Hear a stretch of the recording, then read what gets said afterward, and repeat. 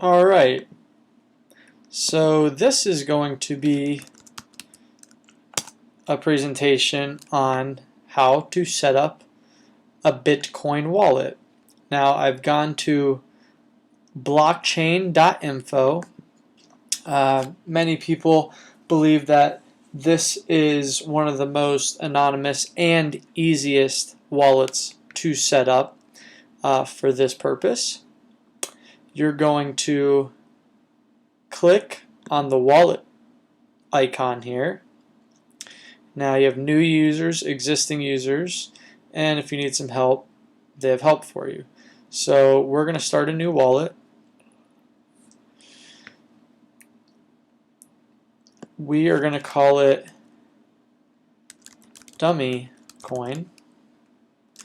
So this is going to be my alias. So you're going to utilize this anytime you want to come in. So it's same thing as a username essentially. Then you're going to have your password. So I'm going to call this dummy 123456. Now it is a good idea while you're doing this just to write it down. There are going to be other ways that you're going to be able to sync this up. So I am writing it down. Should be getting pencil and paper.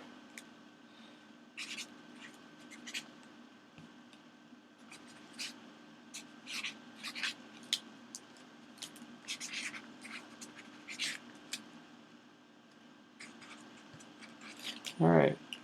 So dummy 123, dummy 123. Okay. Now this is a CAPTCHA, so you have to, in this box here, you're going to have to decipher what letters and numbers are in here. So 32 E 8 M, and everything is case sensitive. Now this down here says password length must be between 10 and 250 characters. So I'm not long enough. So I put dummy 123. We'll go ahead dummy 1 2 3 4 5 6 7 8 9 9 4 5 6 7 8 9. All right. Now this is very, very important. What I would do is either copy this by highlighting it, so you click on the left cursor on your mouse and drag over, and then you're going to right click on your mouse, or if you have a Mac and it's set up differently, you're going to double click and you can copy this. And then you can go down to any type of doc you have and paste it.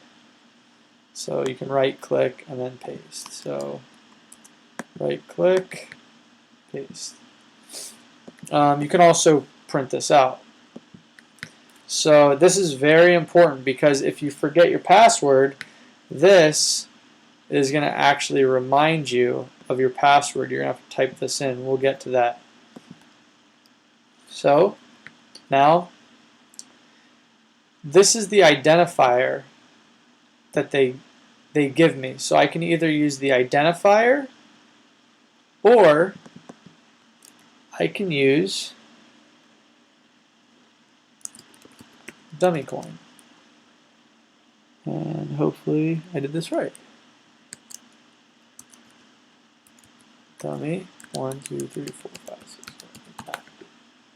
Let's see if I did it right. Okay, so I hit that once, and what that does is it brings up the identifier, and then I open the wallet. Now, I'm going to take you back.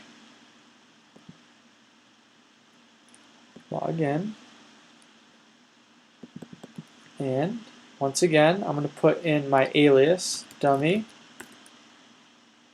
1 2 3, or dummy coin, sorry. Good thing I wrote it down. Dummy 1 2 3 4 5 6 7 8 9. open wallet, and now it generates this identifier. Now you can also just take this identifier if you wanted to and copy that and utilize that. So your password is never shared with our servers and cannot be recovered if forgotten. So if you have a lot of money in here, you can lose it. Now, some things to take note in here. Right here you have your transaction summary. So here it'll show everything that you've bought and you've sold. You're going to be able to send money, and we'll get to that in a little bit. Receive money. So this is just going to show all the money that you received. And then you can actually import and export all of this. So back to the home. Now over here, this square, it looks like it's bad graphics. It's actually not bad graphics. It's what we call a QR code. And you can scan this with any type of device that can scan a QR code. So a lot of phones can scan these. Cash registers and things like that. Essentially, what this does is it's the same as this. So this is your Bitcoin address. This is where you're gonna tell people to send money to. Now, if they have an app on their phone and you have this, you can actually, make a copy of this and cut it out, laminate it, and you can have your Bitcoin address. Somebody can either scan this with their phone and quickly send money to you, or they can type these in one by one. I suggest never doing that, but actually always copying and pasting. And make sure that when you copy, this one doesn't even allow you, so never mind, that it didn't have any spaces after or before it, because it wouldn't work. So that's the beginning. Now we have the transactions. They're going to be there, and send money. Now, this is very important. Here, you're going to go ahead and put the to address. So say if that was who you were sending it to, you're going to put your amount. So say if you want to send 2 Bitcoins or $500 or 30 Bitcoins or $2. Automatically converts it for you. Now, if you send a payment this way, what happens is these payments may not be delivered for anywhere up to 24 to 48 hours because you're not giving any royalties to the miners that have created these Bitcoins. So if you go down to custom, you can actually send from your address, and your address will pop in here, and you're going to send to another address. Okay? So 2 Bitcoins. And now here is what's called the miner's fee. So you can say 0.003. Okay, and this is actually going to give money to the miners that mine these Bitcoins. And what that's going to do is that's going to give them an incentive to mine your transaction quicker, to make it simple.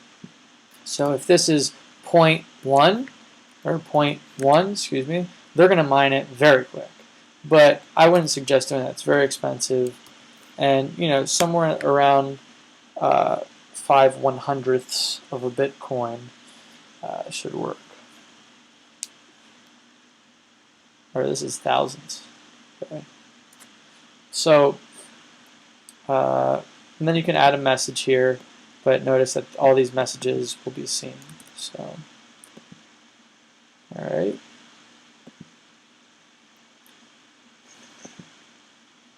And you can send to multiple addresses at one time.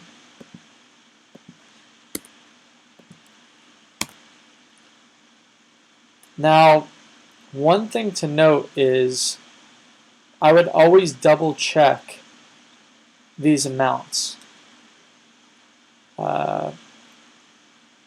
But actually that doesn't even matter here. If you were doing dollars, I would check these amounts, but since these are just straight Bitcoins and it doesn't really matter, you're just saying Bitcoins. Alright, so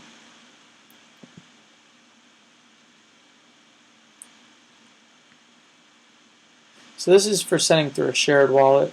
If you share a wallet with multiple people, you can utilize this. Creates more, a little bit more of a secure network, if you will. You can send an email address. You can send to a telephone. And I got some games in here. So that is, just to reiterate, I would suggest going to custom if you're trying to do a quick send, putting the address that you're going to send to, you're going to put the amount of Bitcoins, and I would suggest putting a small miner's fee in here. Whatever you feel. The higher it is, the quicker it's going to go. So that's very, very important. And that is, for the most part, the beginner's version of how to use blockchain's My Wallet. So back to the home. This is going to show you the total transactions, total received, total sent, final balance.